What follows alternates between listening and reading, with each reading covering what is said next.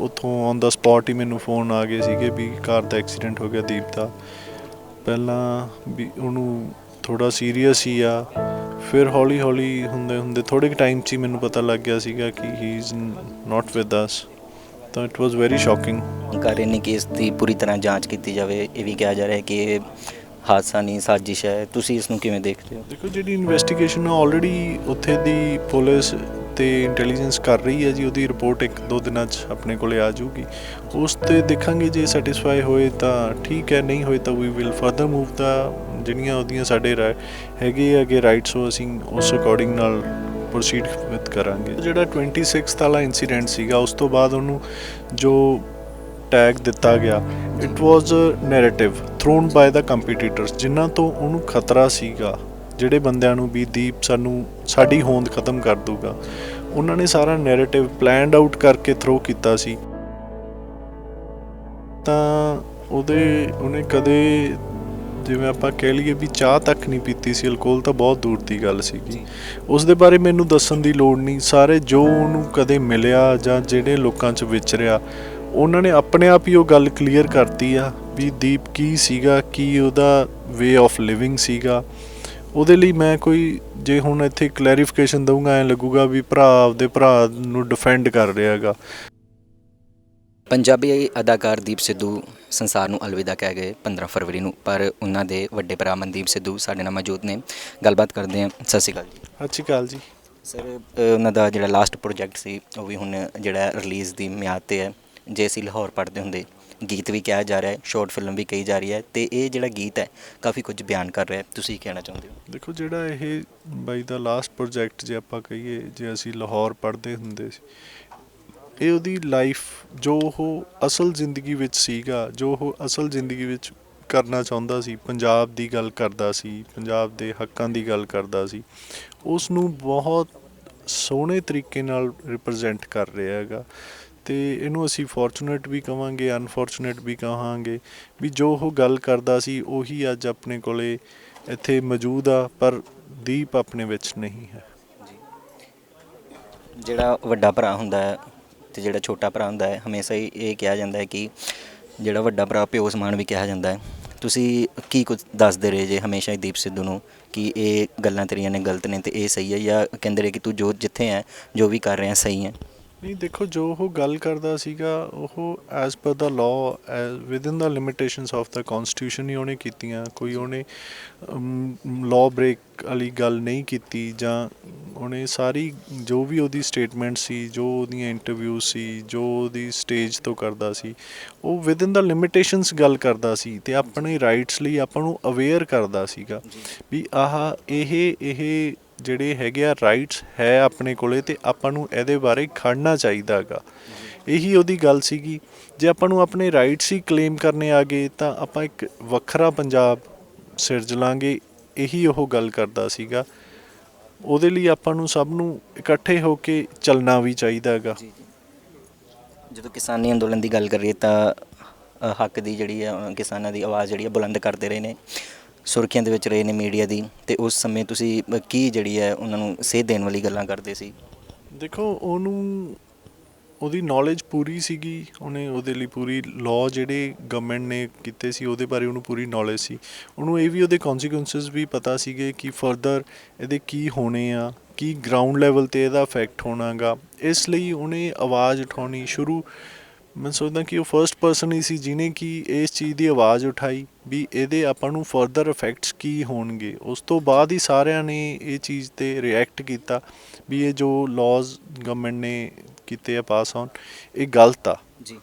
ਤਾਂ ਉਹ ਤਾਂ as per the law was very sound, ਅਤੇ ਉਹ ਉਸ 'ਤੇ ਹੀ ਵਰਕ ਕਰਦਾ ਸੀ ਜੀ। ਜਦ 15 ਫਰਵਰੀ ਨੂੰ ਉਹਨਾਂ ਦੀ ਗੱਡੀ ਦਾ ਐਕਸੀਡੈਂਟ ਹੁੰਦਾ ਹੈ, ਜਿਸ ਸਕੋਰਪੀਓ ਕਾਰ ਦੇ ਵਿੱਚ ਸਵਾਰ ਸੀ, ਜਦ ਇਹ ਨਿਊਜ਼ ਹਰ ਕਿਸੇ ਦੇ ਸਾਹਮਣੇ ਆਉਂਦੀ, ਮੂਹਰੇ ਆਉਂਦੀ ਹੈ, ਕੋਈ ਇਸ ਖਬਰ 'ਤੇ ਯਕੀਨ ਨਹੀਂ ਕਰਦਾ।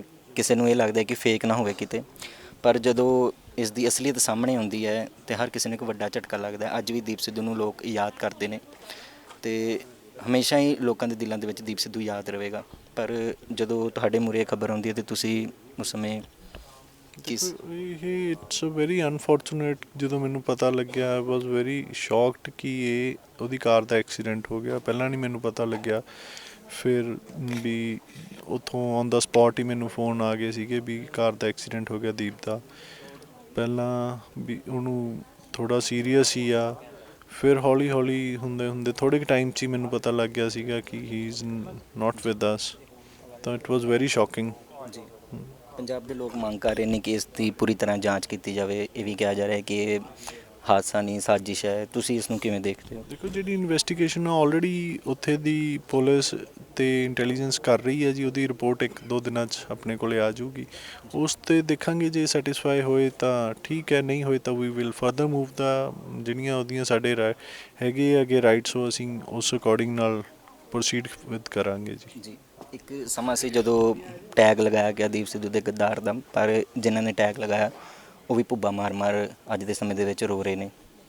24 ਫਰਵਰੀ ਨੂੰ ਗੁਰਦੁਆਰਾ ਸ਼੍ਰੀ ਫਤਿਹਗੜ੍ਹ ਸਾਹਿਬ ਅੰਤਿਮ ਅਰਦਾਸ ਹੁੰਦੀ ਹੈ, ਜਿੱਥੇ ਲੱਖਾਂ ਦਾ ਇਕੱਠ ਦੇਖਿਆ ਜਾਂਦਾ ਹੈ।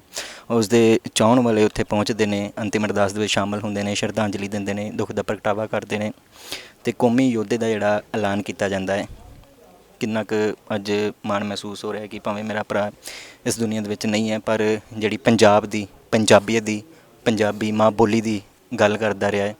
ਦੇਖੋ, ਜਿਹੜਾ 26 ਵਾਲਾ ਇੰਸੀਡੈਂਟ ਸੀਗਾ, ਉਸ ਤੋਂ ਬਾਅਦ ਉਹਨੂੰ ਜੋ ਟੈਗ ਦਿੱਤਾ ਗਿਆ, it was narrative thrown by the competitors, ਜਿਨ੍ਹਾਂ ਤੋਂ ਉਹਨੂੰ ਖਤਰਾ ਸੀਗਾ, ਜਿਹੜੇ ਬੰਦਿਆਂ ਨੂੰ ਵੀ ਦੀਪ ਸਾਡੀ ਹੋਂਦ ਖਤਮ ਕਰ ਦੂਗਾ। ਉਹਨਾਂ ਨੇ ਸਾਰਾ ਨੈਰੇਟਿਵ ਪਲੈਨਡ ਆਊਟ ਕਰਕੇ ਥਰੋ ਕੀਤਾ ਸੀ ਵੀ ਇਹਨੂੰ ਟੈਗ ਦਿੱਤਾ ਗਿਆ, ਉਹਨੂੰ ਪ੍ਰੈਜ਼ੈਂਟ ਹੀ ਪਬਲਿਕ ਮੂਹਰੇ ਇਸ ਤਰ੍ਹਾਂ ਕੀਤਾ ਗਿਆ। ਤਾਂ ਉਹ ਚੀਜ਼ ਹੋਈ, ਜਿਵੇਂ ਜਿਵੇਂ ਲੋਕਾਂ ਦੇ ਜ਼ਿਹਨ 'ਚ ਗੱਲ ਆਉਂਦੀ ਰਹੀ ਜਾਂ ਪੁਲਿਸ ਇਨਵੈਸਟੀਗੇਸ਼ਨ ਹੋਈ ਵੀ ਇਹ ਕੋਈ ਗਲਤ ਗੱਲ ਨਹੀਂ ਸੀਗੀ, ਤਾਂ ਉਹ ਆਪਣੇ ਆਪ ਹੀ ਲੋਕਾਂ ਨੇ ਕਲੀਅਰ ਕਰ ਲਈ।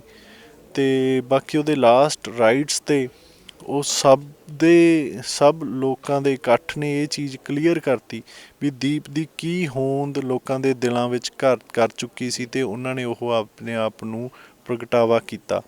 ਬਾਕੀ ਜਿਹੜੀ ਕੌਮੀ ਯੋਧੇ ਵਾਲੀ ਗੱਲ, ਉੱਥੋਂ ਉਹ ਬਹੁਤ ਉਹਦੇ ਲਈ ਬਹੁਤ ਸਤਿਕਾਰ ਵਾਲੀ ਗੱਲ ਆ ਵੀ ਉਹਨੂੰ ਕੌਮ ਨੇ, ਜਿਸ ਕੌਮ ਲਈ ਉਹ ਆਪਣਾ ਸਾਰਾ ਕੁਛ ਹੀ ਵਾਰ ਗਿਆ, ਉਹਨਾਂ ਨੇ ਉਹਨੂੰ ਸੰਭਾਲਿਆ ਅਤੇ ਉਸ ਨੂੰ ਔਨਰ ਕੀਤਾ। ਮੈਂ ਉਹਦੇ ਲਈ ਵੀ ਬਹੁਤ ਬਹੁਤ ਧੰਨਵਾਦ ਆ ਕੌਮ ਦਾ, ਸਾਰੀ ਦਾ। ਉਹ ਆਪਣੇ ਆਪ ਨੂੰ ਕੌਮ ਦੇ ਸਮਰਪਿਤ ਸੀਗਾ ਅਤੇ ਕੌਮ ਨੇ ਵੀ ਉਹਨੂੰ ਆਪਣਾ ਮੰਨਿਆ ਜੀ, ਇਹਨਾਂ ਅਫਵਾਹਾਂ ਵੀ ਬੜੀਆਂ ਉਡਾਈਆਂ ਜਾ ਰਹੀਆਂ ਦੀਪ ਸਿੱਧੂ ਨੂੰ ਲੈ ਕੇ ਕਿ ਉਹ ਅਲਕੋਹਲ ਦਾ ਸੇਵਨ ਕਰਦੇ ਸੀ। ਇੱਦਾਂ ਦੀਆਂ ਗੱਲਾਂ ਜਿਹੜੀਆਂ ਨੇ ਫੇਕ ਨਿਊਜ਼ ਕਹਿ ਲਈਏ ਜਾਂ ਵਾਇਰਲ ਹੋ ਰਹੀਆਂ ਨੇ। ਇਸ 'ਤੇ ਕੀ ਤੁਸੀਂ ਦਰਸ਼ਕਾਂ ਨੂੰ ਦੱਸਣਾ ਚਾਹੁੰਦੇ ਜੇ ਕਿ ਦੀਪ ਸਿੱਧੂ ਕਿਵੇਂ ਦਾ ਸੀ, ਜਾਂ ਗਲਤ ਖਬਰਾਂ ਜਿਹੜੀਆਂ ਫੈਲਾਈਆਂ ਜਾ ਰਹੀਆਂ ਨੇ? ਦੇਖੋ, ਅਲਕੋਹਲ ਬਾਰੇ ਤਾਂ ਉਹਨੇ ਕਦੇ, ਜਿਵੇਂ ਆਪਾਂ ਕਹਿ ਲਈਏ ਵੀ ਚਾਹ ਤੱਕ ਨਹੀਂ ਪੀਤੀ ਸੀ। ਅਲਕੋਹਲ ਤਾਂ ਬਹੁਤ ਦੂਰ ਦੀ ਗੱਲ ਸੀਗੀ।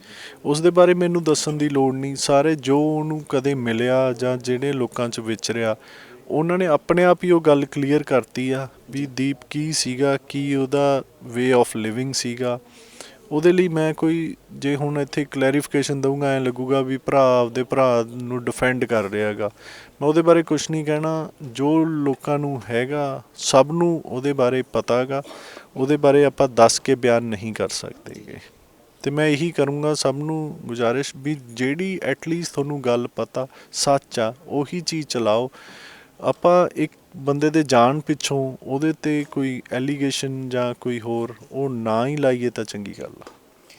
ਜਿੱਥੇ ਗੁਰਦੁਆਰਾ ਸ਼੍ਰੀ ਫਤਿਹਗੜ੍ਹ ਸਾਹਿਬ ਕੌਮੀ ਯੁੱਧ ਦਾ ਐਲਾਨ ਕੀਤਾ ਗਿਆ, ਉੱਥੇ ਹੁਣ 6 ਮਾਰਚ ਨੂੰ ਬਰਗਾੜੀ ਵਿਖੇ ਜਿਹੜਾ ਹੈ ਦੁਬਾਰਾ ਦੀਪ ਸਿੱਧੂ ਦੀ ਯਾਦ ਦੇ ਵਿੱਚ ਇਕੱਠ ਦੀ ਜਿਹੜੀ ਐਲਾਨ ਕੀਤਾ ਗਿਆ ਕਿ ਇਕੱਠ ਹੋਏਗਾ ਉੱਥੇ ਦੁਬਾਰਾ, ਉੱਥੇ ਤੁਸੀਂ ਪਹੁੰਚ ਰਹੇ? ਹਾਂਜੀ, ਉੱਥੇ ਪਹੁੰਚਾਂਗੇ ਜੀ। ਜਿਵੇਂ ਸੱਦਾ ਆਊਗਾ ਸਾਨੂੰ, ਉਵੇਂ ਮੈਂ ਜਾਊਂਗਾ। ਮੈਂ ਜਿੱਥੇ ਮੈਨੂੰ ਬੁਲਾ ਰਹੇ ਆ, ਮੈਂ ਜਿੱਥੋਂ ਤੱਕ ਮੈਂ ਪਹੁੰਚ ਸਕਦਾ ਮੈਂ ਪਹੁੰਚ ਕਰ ਰਿਹਾ। ਅਤੇ ਬਹੁਤ ਸੰਗਤ ਦਾ ਧੰਨਵਾਦ ਵੀ ਕਰ ਰਹੇ ਹਾਂ ਜੋ ਦੀਪ ਦੇ ਪਿੱਛੇ ਉਹਦੀ ਸੋਚ ਨੂੰ ਅਗਾਂਹ ਲਿਜਾਣ ਲਈ ਉਹਦੇ ਨਾਲ ਖੜ੍ਹੇ ਆ ਜੀ। ਜਾਂਦੇ ਦੀਪ ਸਿੱਧੂ ਦੇ ਗੀਤ ਬਾਰੇ ਜਿਹੜਾ ਥੋੜ੍ਹਾ ਚਾਨਣਾ ਪਾ। ਦੇਖੋ, ਜਿਹੜਾ ਇਹ ਸੌਂਗ ਆ, ਇਹ ਉਹਦੀ ਆਪ ਦੀ ਅਸਲ ਲਾਈਫ ਨੂੰ ਪ੍ਰੈਜ਼ੈਂਟ ਕਰਦਾ, ਜੋ ਉਹਦਾ ਕਰੈਕਟਰ ਸੀਗਾ। ਇਸ ਲਈ ਉਹਨੇ ਇਹ ਗੀਤ ਚੂਜ਼ ਕੀਤਾ ਸੀ ਅਤੇ ਇਸ ਵਿੱਚ ਕੰਮ ਕਰਨ ਲਈ ਮੰਨਿਆ ਸੀਗਾ।